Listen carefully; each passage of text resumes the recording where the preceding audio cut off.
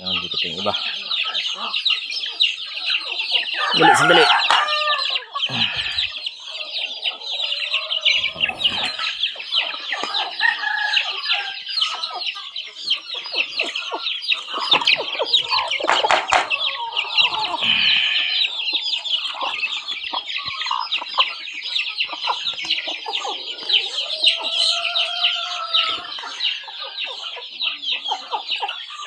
Yung iba nakalabas, guys.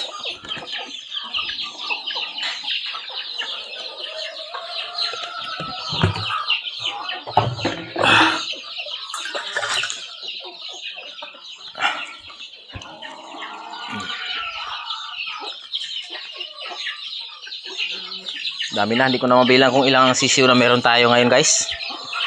So mas maigi dito na dito ko nilagay kumpara doon sa ginawa kong kulungan na laging laging inuubos ng daga. Nag-aatake yung daga. So ngayon dito naman may mga namamatay din sa siyempre sa sobrang dami nila. Sa isang nanay marami. So may mga namamatay din, pero pa isa, dalawa, hindi kagaya nung doon sa doon sa ginawa nating kulungan na sa isang gabi pa lang ubos ka agad yung sisiw. So ito may bagong baba ako. Ayan ang sisiw nito ay 7. Itong babae natin ay ang inahin natin ay matapang. Texas, guys. Ayan.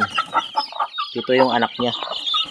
Dito naman nilagay ko rito sa para at least maka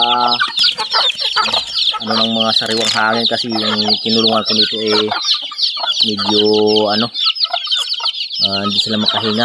So nilipat ko dito, kaya yan sigla-sigla na. Ito naman yung anak ng Shamo natin. Yung isang Shamo natin, guys, ay nagalimlim pa lang.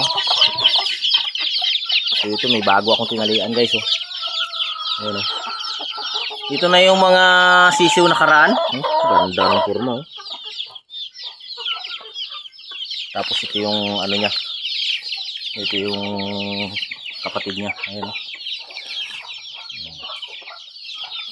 So may mga sisiw na naman ulit tayo nagpisa doon. May mga itlog na naman nagpisa. So dalawa pa lang.